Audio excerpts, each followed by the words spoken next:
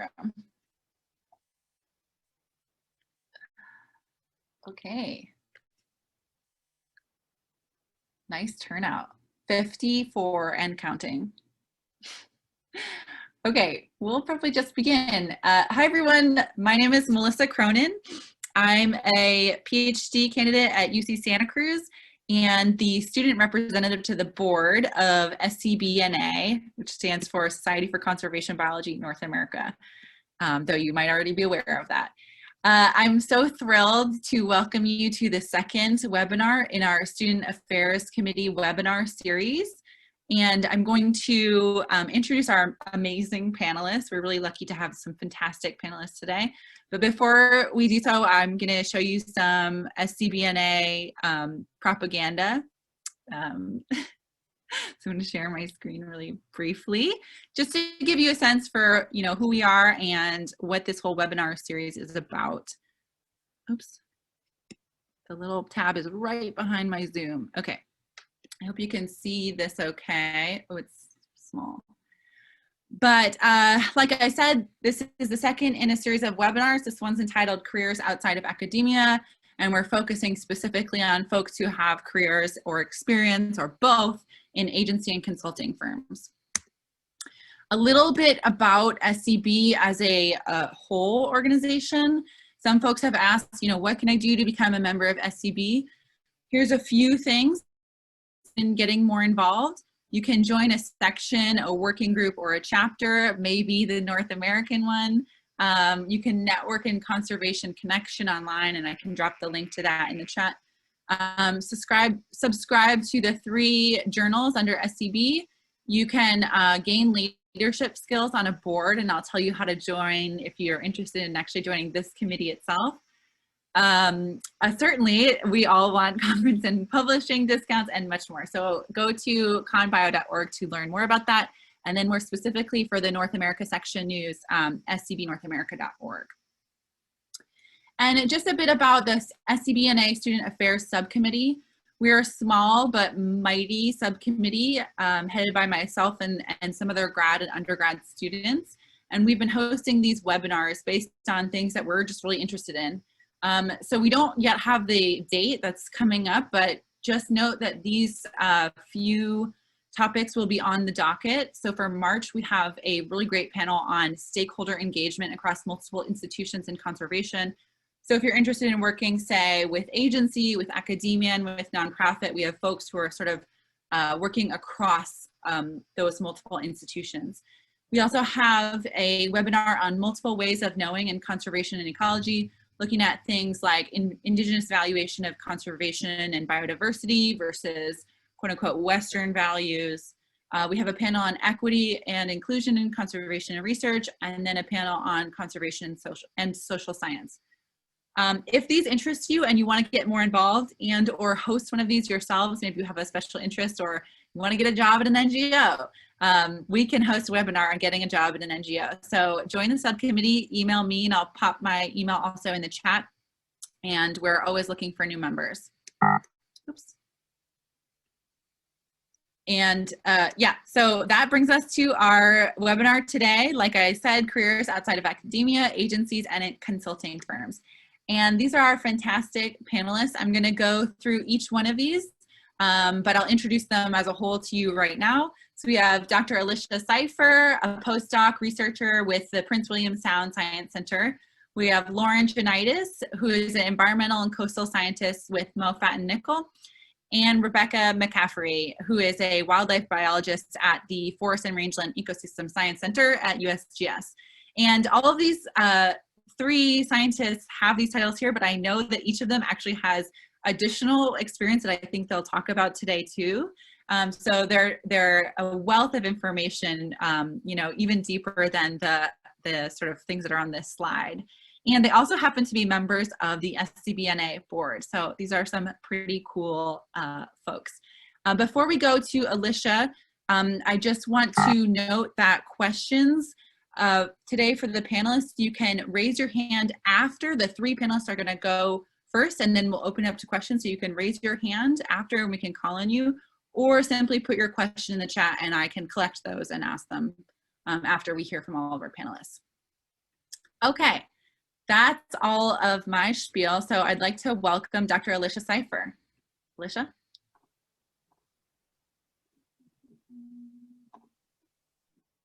Sharing a screen. I just have pretty pictures. So again, my name's Alysha. So I'm a postdoctoral researcher at the Prince William Sound Science Center in Cordova, Alaska. And so this is where I work. It's one of the most beautiful locations that I've ever been to in my life, and I live here now. So the Prince William Sound Science Center is a nonprofit organization that was formed by fishermen in the late 80s who were concerned about environmental impacts and being able to assess our resources without depending on data from fisheries. So the fisheries, this is a fishing town, and most of the data that we would get about how many fish are out there is based on what the fishermen were catching and how we calculate how much fish should we catch this year in order to maintain a good fishery. Turns out that information is not that great. So a group of fishermen got together and formed this institution, and then the Exxon Valdez oil spill happened, almost kind of like, yeah, okay, we were right. Our environmental impact is pretty huge. There's a lot of oil tankers going through this area, and in 1989, a tanker hit a reef that was like 5 miles off course and emptied 11 million gallons of oil into the sound. So since then, it took about 10, 15 years for this money for restoration after the oil spill to come through.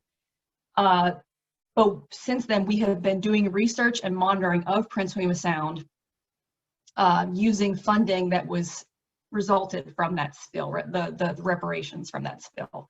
And that money exists to this day. So as a postdoc that came onto this position, I have an opportunity to transition into a PI position at the Prince William Sound Science Center. And here's just another pretty picture. So this is the Copper River Delta and the Chugach Mountains around Cordova. But anyway, so as a postdoc, I will transition into a PI position at the Science Center, and that's 100% soft money position. So I have to write grants for my own money. And there's pros and cons to that. There's a lot of flexibility, but I also may not get a paycheck if I don't write enough grants or get enough grants.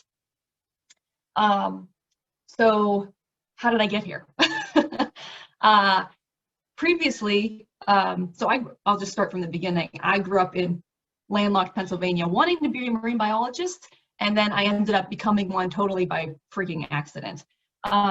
So I went to college in Pennsylvania, and I was really active in research for undergraduates at Clarion University of Pennsylvania was where I went, and that really helped me decide that I wanted to get a PhD, doing research as an undergrad. And so I skipped a master's program and went straight into a PhD program. And I went to I ended up getting my graduate, the program that I joined because I did an internship during my undergraduate. So that actually formed a connection for me during my undergraduate. So I would definitely suggest doing things like internships, getting involved at other universities. And that was the bridge that led me to grad school. And then I chose my PhD advisor, who was a fish physiologist. I had never taken a physiology course in my life. And I chose him partly because he asked me if I liked beer.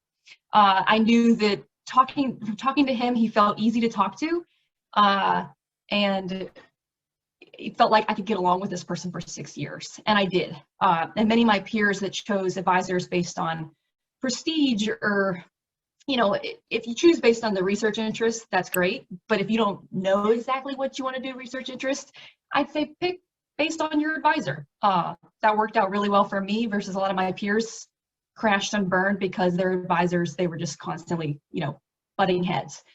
And then I worked in his lab for 6 years. We had no funding, but I managed to get 3 manuscripts out of it and had a pretty good experience in comparison to many of my peers who maybe had more funding. And that somehow aligned me very well to get my first postdoc, which was at NOAA Fisheries in Seattle, Washington, at the Northwest Fisheries Science Center. And how I found that first postdoc was I asked my PhD advisor, who should I contact? This is how you leverage your contacts. I asked him, give me names of people that I should contact. And he gave me names. And then I called those people and I asked them for names. And then I called those people.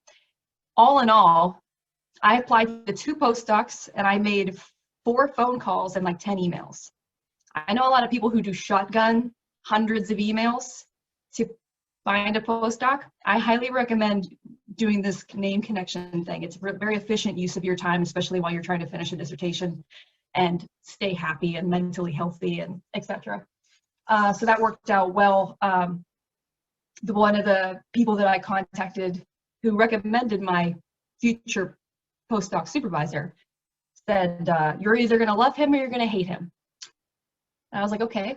Turned out I liked him, so that was good. And then I did 2 years of research on oil spill effects on fish, and that aligned me nicely to when I encountered a call for a postdoc in Alaska.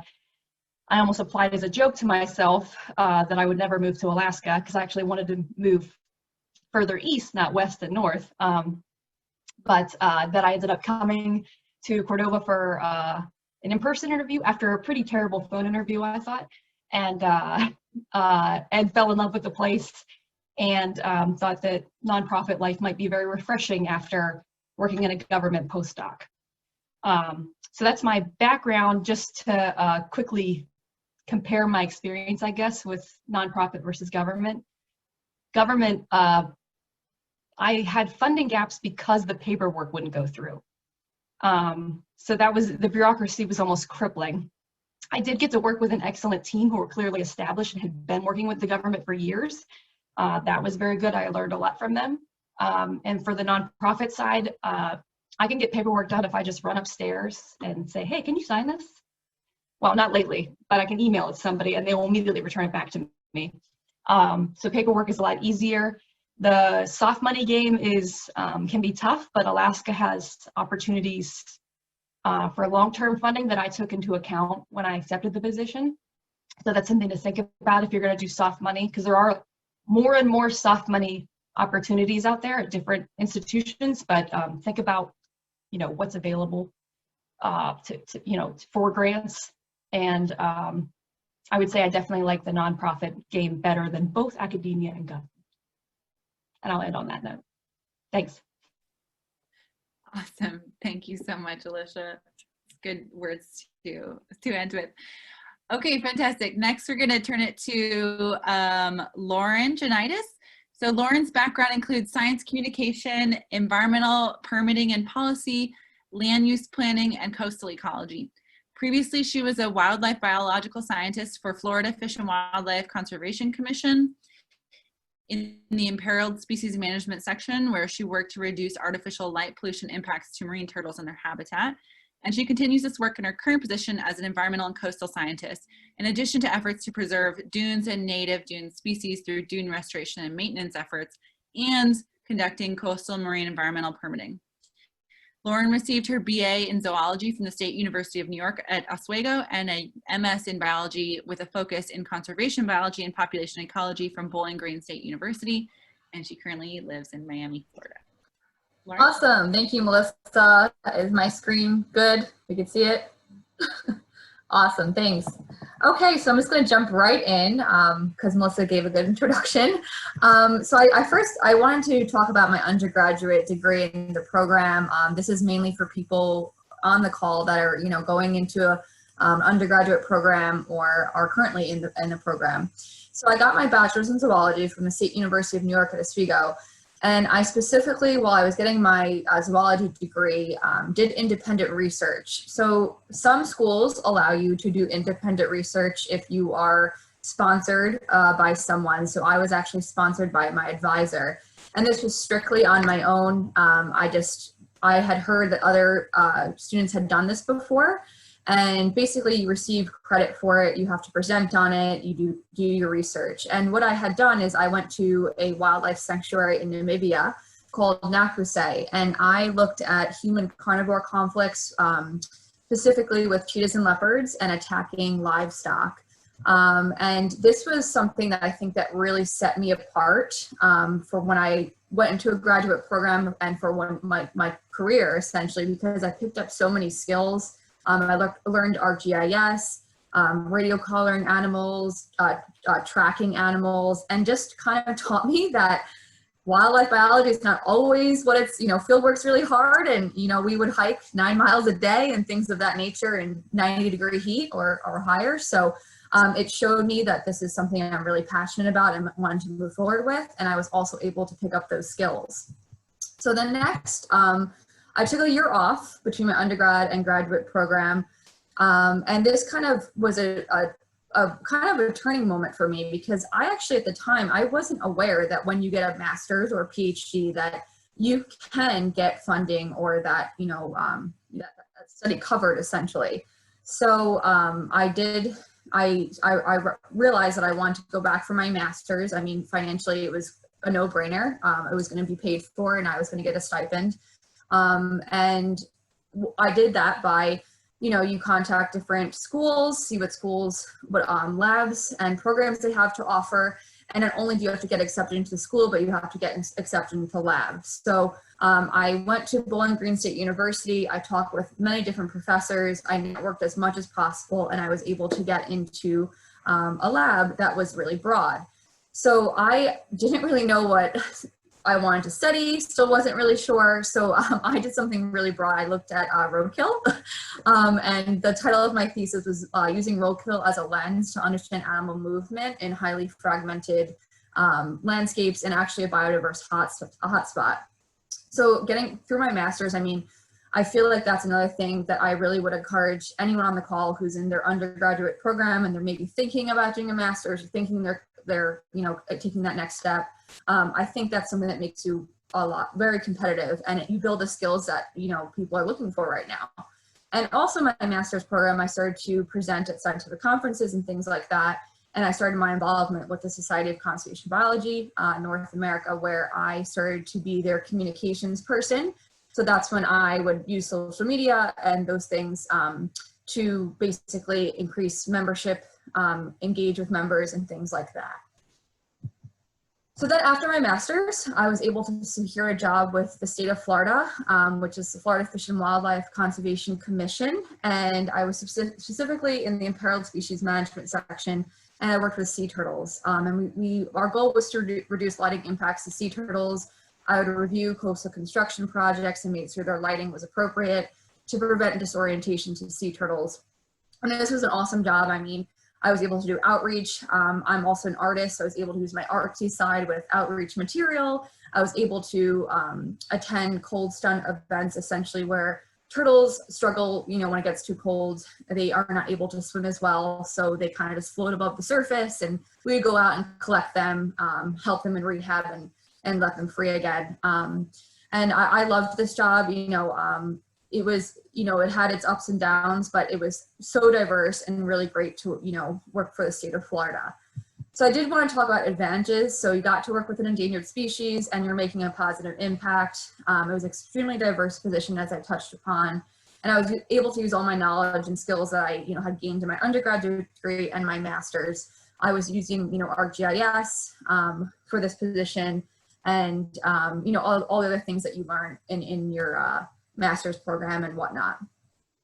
Disadvantages though, so when you work for the state of Florida or kind of not any, but some government position, you tend to have lower salary.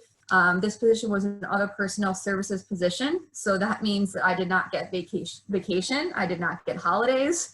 I had to always flex my hours, so if I wanted to take off for a holiday, I would have to work extra in a day to compensate for the loss of hours. And then I represented the state of Florida, so that has its own limitations. You have to be careful with your word.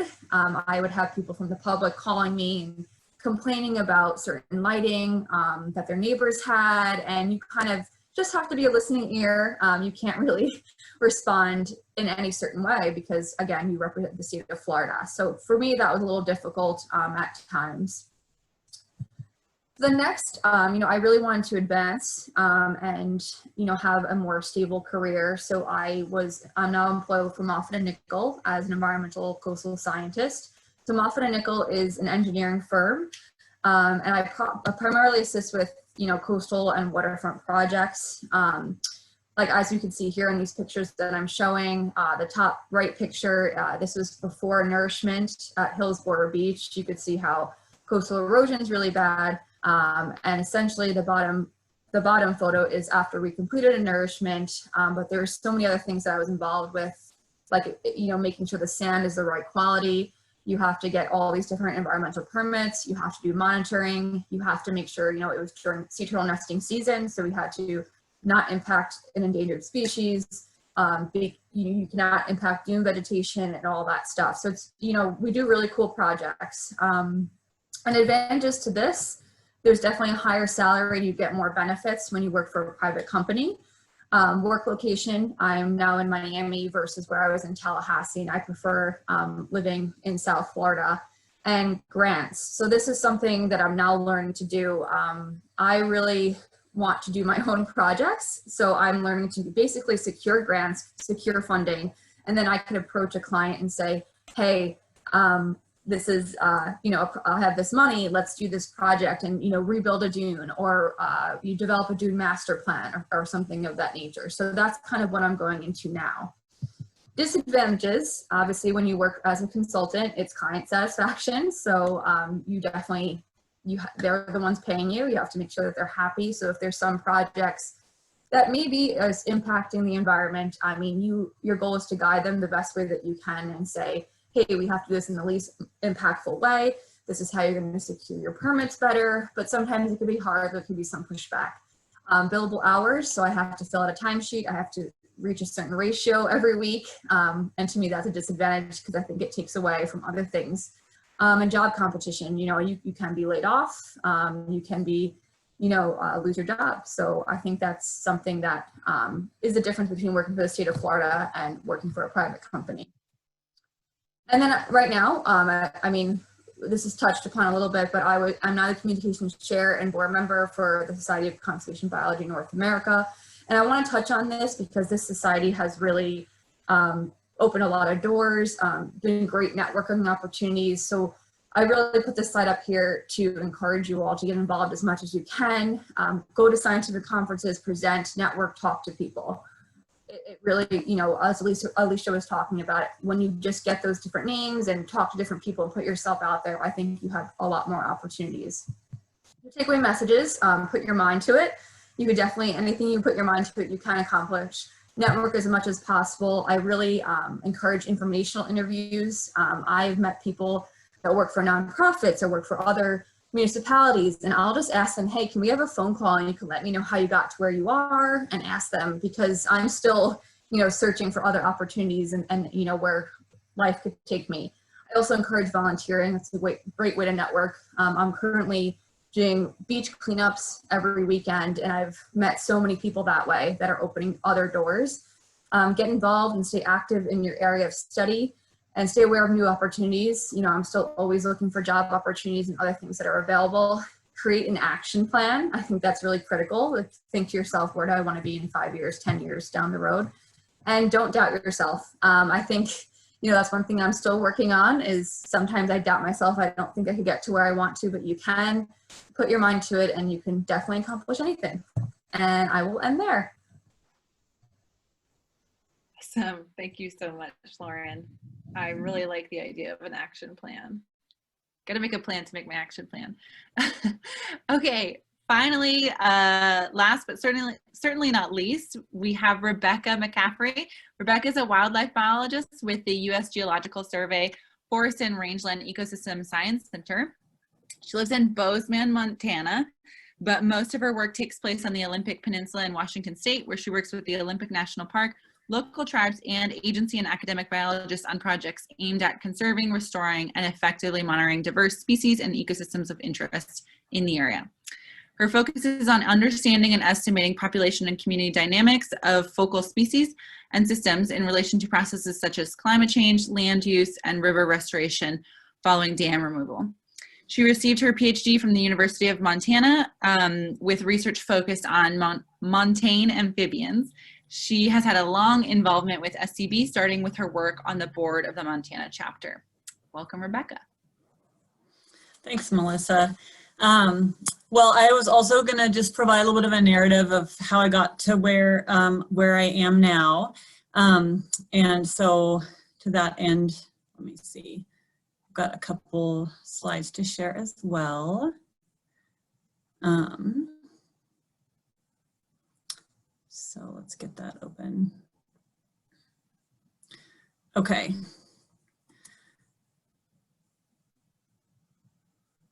It's funny how it shows. Are you guys seeing the actual slide or like the presenter? We see the presenter view. It doesn't really matter for today. It doesn't matter. Yeah, so I did my undergraduate at Lewis and Clark College in Portland, Oregon. I'm from Seattle originally. And I kind of went in, you know, out of high school, I was just sure I was going to be a veterinarian. I just loved animals. And I thought that's kind of where I was headed. I'd worked in a lot of vet clinics and animal shelters and things like that. And I ended up at Lewis and Clark College. And this is a small liberal arts college. And so I think one of the things that was really nice for me in my experience is that I was able to just take a real diversity of courses. There was a question that came about what other kinds of courses and skills recommended for a non-academic job. And I don't know, I would just say, and I'm not sure because I can't compare being an undergrad at a large research university, but that I was able to I took a lot of just, you know, literature courses and arts and other things and policy courses outside of my major, which helped me just, I think, to definitely develop writing skills and communication skills that are useful in any position, whether it's academic or not, and just gave me a real grounded education. And I had a lot of opportunities as an undergrad. I kind of really touched, you know, I kind of drifted away from being a vet. And I thought, oh, maybe wildlife veterinary medicine. And then I got really into ecology. And that was kind of through a series of different summer jobs and fellowships and internships. I worked for the Pacific Northwest National Labs for one summer on salmon ecology. I had a summer where I worked in the Virgin Islands, which is what's pictured here on the right, with a professor on seaweed ecology. And I was able to do a senior thesis in actually salmon physiology, which I guess is a connection with Alysha, or in physiology. And so I ended up doing these kind of diverse, different experiences that kind of gave me an initial sense of academic research versus like a federal lab or kind of a lab type of situation. And then after I graduated, I did take 2 years off. I worked for the Nature Conservancy and another small NGO. I applied for graduate school my first year and I didn't get in anywhere. And I think I just didn't really know what I wanted to do yet. And, you know, we talked a little bit about finding that right person, that right connection, and having and just kind of having a sense. And I ended up doing an AmeriCorps position on citizen science, monitoring of wildlife populations in the greater Portland area, which was really fun. So just a diversity of just different experiences like that.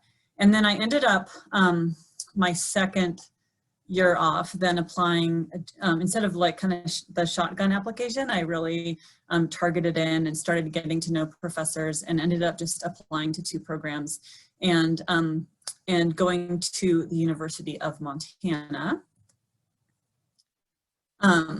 And so that's where I went straight into a PhD. I kind of, at that point, was pretty sure that that's what I wanted to do. I did end up, you know, the connection that I made with my advisor was through my job at the Nature Conservancy. She was working on an endangered butterfly species on these lands, and I was working with the Nature Conservancy on a safe harbor agreement for this butterfly species. And even though I did not do anything related to butterflies for my PhD, I think it was one of those connections that kind of helped us initially get to know each other, and that our theme was really working on population ecology. So as mentioned in my bio, I worked in research on amphibians as a PhD student in beautiful Western Montana. This was kind of just some scenes from my study area, and I worked on that and a couple side projects. And being in a wildlife biology program at the University of Montana, just really got to experience and interact with a lot of other things, you know, within wildlife biology. So although I was doing a lot of population modeling and developing a lot of quantitative skills, and really asking questions related to frogs and climate change and disease in these kind of pristine ecosystems, I also had a lot of colleagues working a lot more closely with like state agencies and more management focused questions. So I got kind of experience colleagues that were kind of going in, grad students that were going through programs where they were going to then turn back and work with state agencies or other areas.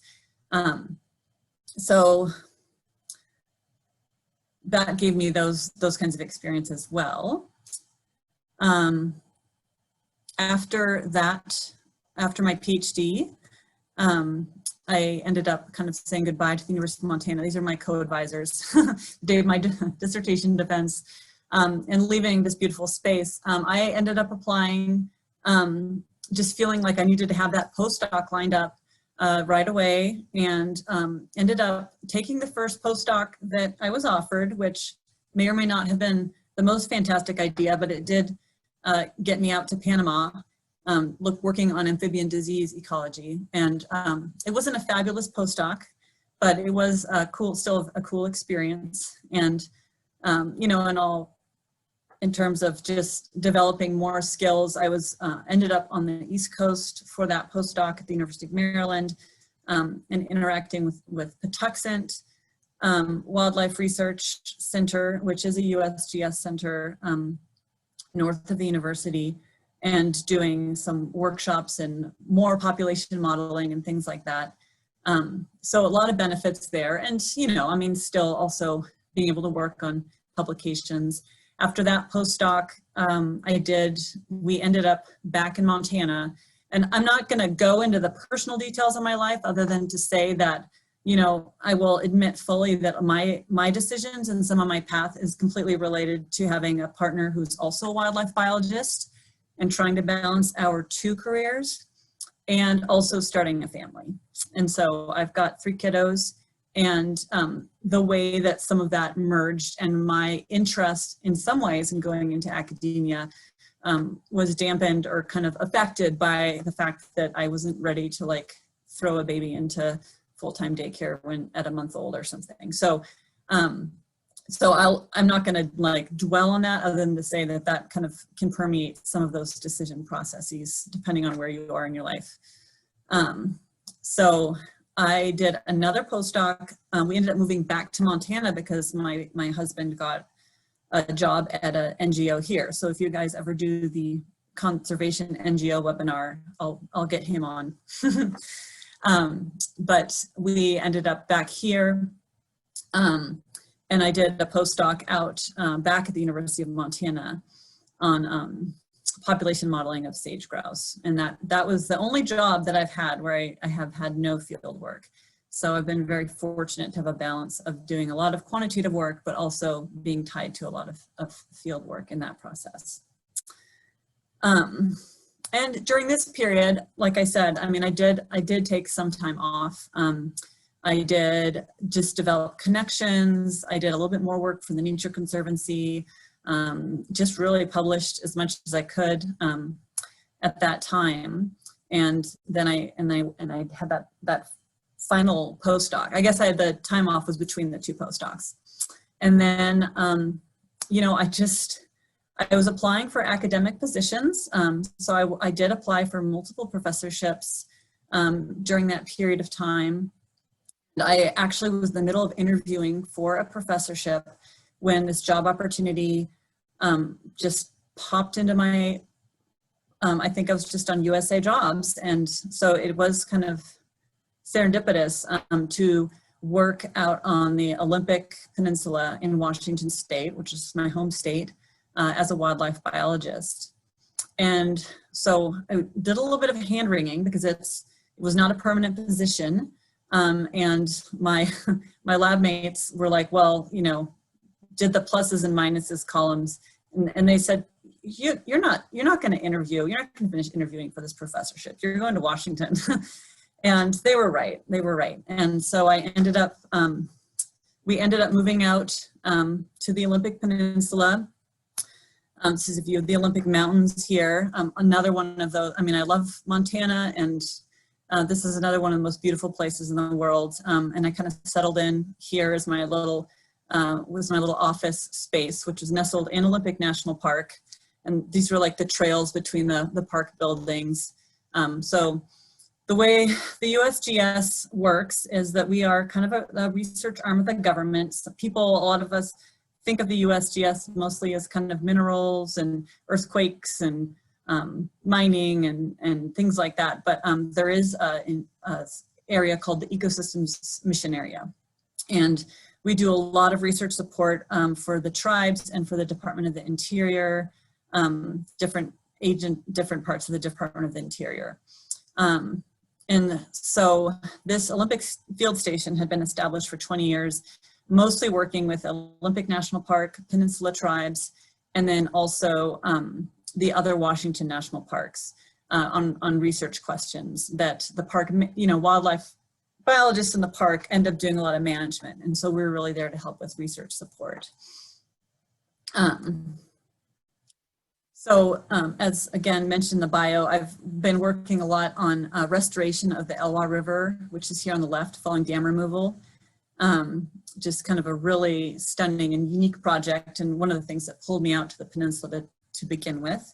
I've also just worked on a variety of other projects. Some of them are just me coming in and helping a tribe or helping the park analyze data sets. So doing a lot of quantitative work, and then also now developing a lot of my own new projects. So I came in on some funding, and now I am also writing more of my own funding. I want to leave a lot of time for questions, but I will say that a couple things. One is that I'm still not a permanent employee of the USGS. I've been working there for 6 years, and I'm still kind of graded as a postdoc. Which puts me like in 10 years of postdoc land, if you want to think about it that way. But on the other hand, I'm basically treated as a PI. And so, you know, it's just kind of a funny situation. And so there's just the vagaries, like Alysha talked a little bit about, taking, you know, just having funding lapses because your paperwork doesn't get finished. I mean, that is kind of a stressor, has been kind of keeping me employed when we have money and we have the work, but somehow we don't have the mechanism, or the bureaucracy is way behind on like hiring people or making decisions about permanent hires versus term hires. And so there is a heavy dose of bureaucracy, and we are coming out of 4 extremely challenging years for working in federal science. And I'll just say that about that. On the other hand, you know, I feel a huge amount of job satisfaction working with both the tribes and with the park. I really like the nature of our questions and our work, really thinking about what are the roles of national parks and what are the roles, you know, and of what is our work doing to help restore landscapes, restore wildlife, maintain wildlife, preserve wildlife. And thinking about these whole ecosystems. I have a lot of opportunity to do outreach to the public in different projects, and you know, have really, really enjoyed it. And I've also, you know, will say, you know, as a parent, my job is to work about 40 hours a week. And compared to being in academia, where there's a lot of pressure to be working 70 or 80 hours a week to get through that tenure hoop, I've been able to find, I think, a reasonable work-life balance that's been important for me and for my family. Yeah, so that's all I'm going to say for now, so we can have time for questions. Fantastic. Thank you, Rebecca, and to all 3 of our panelists. That was really a great survey of like all these different types of careers. I'll just jump right into, we have some questions in the chat. Oh, and they're coming in hot. Lots of questions. I'm going to read the first one out from Tim. He says, looking back at your academic career, can you provide some anecdotes on how you would have set yourself up better, assuming you could, for a career outside academia? Or maybe not better, but how did you set yourself up for a career in academia? Can you solicit some specific advice at how you'd approach preparation in your final couple of years as a PhD student or as a master's student? And we can just really go down the line. Folks can just jump in who want to address that one. I'll start since I'm unmuted. I would say, I think, honestly, I don't think I think when you enter a PhD program, you do end up in this sort of academic track in thinking about your options.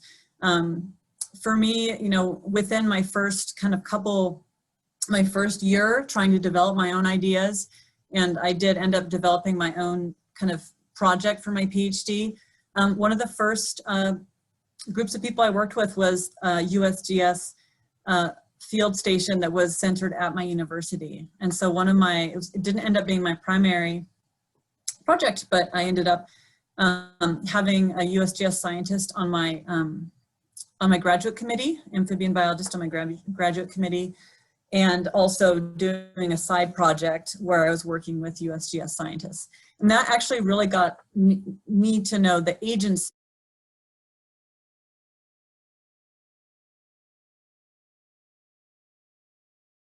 Okay, this is more of a job preparation question.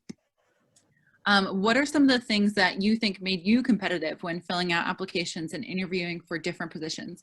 Do you have any suggestions about how to tailor your materials based on the sector to which you're applying? And you all can speak to it maybe from your, individual position.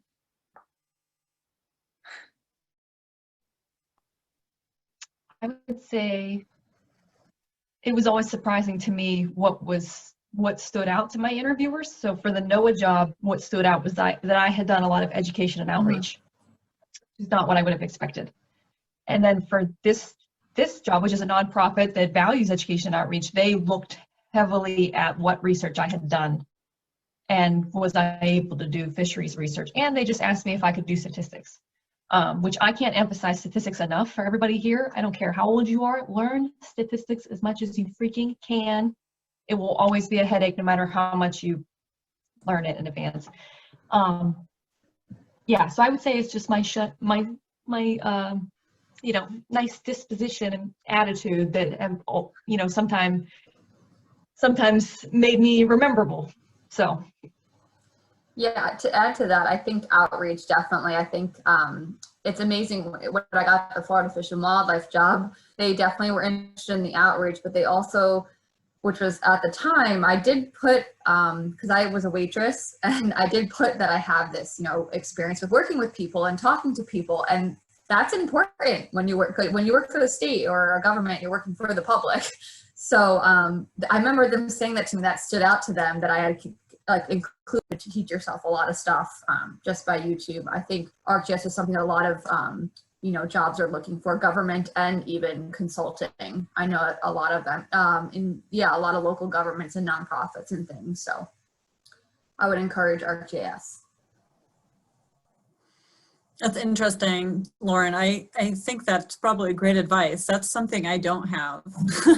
And I do find myself wishing that I had more of a spatial background. I really am trained as a population ecologist, and working at that population level and being able to kind of now ask these landscape level questions within a national park or across, multiple national parks. I'm leaning on my GIS colleagues. Yes.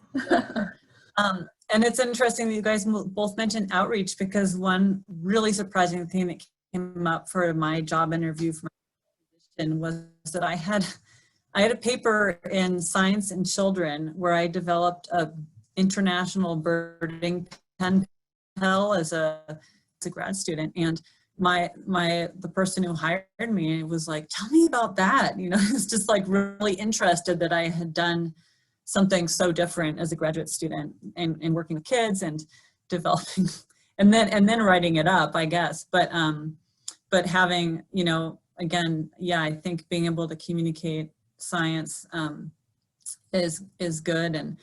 And you know, I actually, and this isn't just to promote SCB, but I feel like being engaged in the society and in a professional society as a graduate student give me a lot of skills and that have been super helpful, whether it's organizing conferences or, you know, and now being part of the leadership of the board of SCBNA. So the first question is, what would you say are the chances of obtaining a government job post-undergrad, especially during COVID? And then compare that to maybe private entity or an NGO, sort of these places that you've had experience with. So the first question is, what are the chances? And then the second question is, can you compare the work-life balance at each of these spots? So feel free to take only a portion of that, but the chances of getting a job and how is the work-life balance? Well, I'll jump in for the government. I will say that, you know, I think there are a lot of ebbs and flows. I'm hoping that we're going to see a little bit of increase with a more science-focused administration. And I think I'd happened to see a question ping up about how things change across administrations. And, you know, most of my job has been under one administration that was very muzzling or not very respectful of science. And so I'm actually really curious to see what happens over the next 4 years. But I will say one thing to just be really careful about with government jobs, and you might have already heard this, is to really read, if you're working through USA jobs, just read the description super carefully. Format your CV the way they want it formatted. You know, they really want to see your skill levels matching what's in the job description, and they really want to really kind of like line up what they require. And if you said, oh my God, I don't have that botany course they need, well, talk to them about your experience using botany, because you can get around some of that stuff, but you really do have to tick their boxes to be able to get over that hump. And one of the things that I heard about applying for federal jobs was like to rate yourself the highest level you could on every question. And I, you know, especially as a woman, I would say that was really kind of hard to do. And, you know, when I interviewed for my position, my supervisor, the person who hired me was like, well, why didn't you rate yourself higher on, you know, whatever, occupancy modeling? I'm like, well, I haven't actually published a paper on occupancy modeling yet.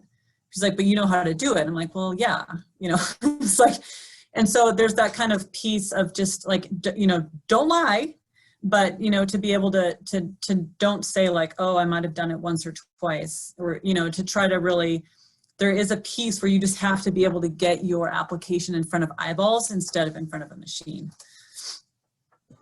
And to even add to that, I remember when I was applying for those types of jobs or anything, I would even attach like, because I had an article that was written about me while I was in Ohio, that the Toledo Blade wrote about me, and I just attached like extra things to kind of show who I was. And I remember going into interviews and printing out stuff and being like, if you want to know more about me, here's, you know, other information. So I just think, and also make sure you always submit a cover letter, even if they say not to. I think that's also a great way to describe your skills.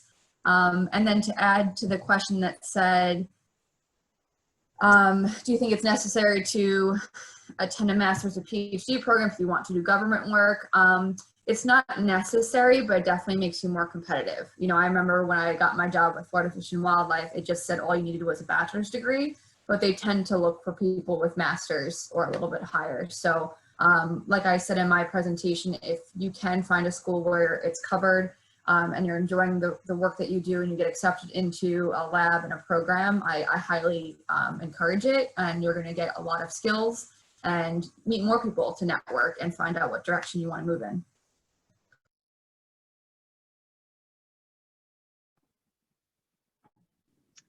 I can address the work-life balance, because I think of the three of us, I'm the most likely to be suffering.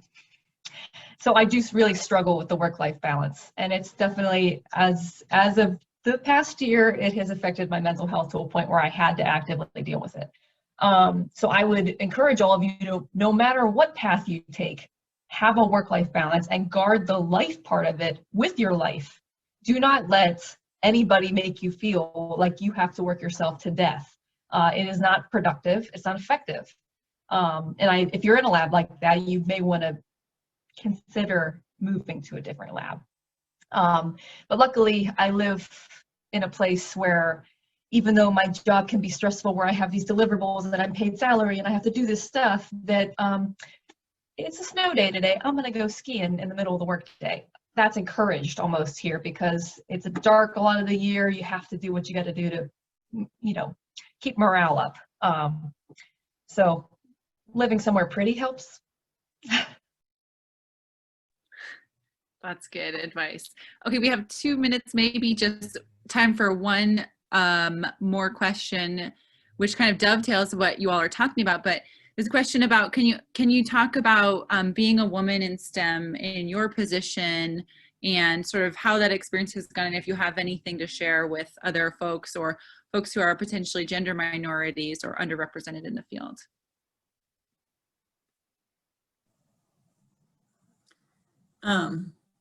I've been really fortunate throughout from my undergraduate to have really fantastic female mentors. As you saw on my slide, I was actually co-advised for my PhD by 2 women who, you know, just, they had their own personalities and quirks, and I added a second advisor because the first one I needed some balance. But they really, their passion and their support, you know, I got married while I was in the middle of my PhD. I had lab mates that had children, and I just feel like that was something that was really supportive. And I will also say that my first postdoc, I had a female advisor, and it was the worst experience. I was pregnant, and I felt extremely attacked for prioritizing that part of my life over just, you know, punching out those postdocs, getting those publications done, and things like that. The person who hired me in my current job was like just a family guy. You know, he just retired and was incredibly supportive. And so again, I think, you know, you find those people, you know, like if you are feeling like, and I should have seen it in that interview, you know, if you can sense the toxic, you know, don't take that job, even if it's a good job. You know, it has to go back to that mental health question. But you know, like you know, find the people that are going to support you. But again, I've overall have felt pretty good, other than my own personal feelings of inadequacy, which is a whole different day. Yeah, to add to that, I feel I've also been surrounded with really wonderful women. I mean, my advisor actually is the president of the Society of Conservation Biology North America. So she was a great influence to me. But it's funny now, especially working for a consulting firm, I find myself I've never experienced before with women. It's a lot of competition, it feels like, and just a little toxic environment. And what I'm trying to learn now is a lot of people do not take things personally. People all have their internal conflicts. Keep doing what you're doing. Keep, you know, as Rebecca said, find your, you know, other people that you could be, you know, influenced by, that inspire you and things like that. And you do not, you know, with the toxic environment, just don't engage. And it's usually not about you, it's about them. So don't take things personally. Yeah, that's good advice, is repeating to yourself, that's their stuff. That's their problem. That's not my problem. You don't have to get caught up in somebody else's tornado. Exactly, exactly. But I would say that I've had a lot of good male advisors. And then when I found a female one, unfortunately, it was not a good interaction. I would caution any women to keep an eye out for toxic behavior when you're trying to look for jobs. That was mostly for me, when I was trying to look for new jobs, it was almost like, because I was pursuing people to talk to them, that became, you know, it invited inappropriate behavior. So just keep an eye out for that kind of stuff, you know, be aware. And then before this comes to an end, I just want to say that attending these kinds of webinars can be stressful because you may be sitting there feeling like, I haven't done any of this shit. Oh my God, what do I do? Relax, have fun. Whether you're an undergrad or graduate student, all the stuff that I did it because I enjoyed it. I only got burnout later, but don't burn yourself out and just do what's fun, meet new people, have fun with it. And if you're not comfortable with something, go in a different direction and do what you are comfortable with. Fantastic. That's a great way to wrap up. Thank you so much to our 3 amazing panelists, Alysha, Lauren, and Rebecca. That was really, I mean, I'll speak for myself, that was incredibly useful. And to Megan, who has made this all happen behind the scenes, and to the rest of the committee and our great audience. There was a question about panelists sharing their email addresses. We can get them in the back end if our panelists are willing and share them with the recording that goes out. So that email will be coming from Megan and from SCBNA, so check that if you want to get in touch with our panelists, and keep an eye out for the next webinar. Thank you all so much for being here, and see you next time.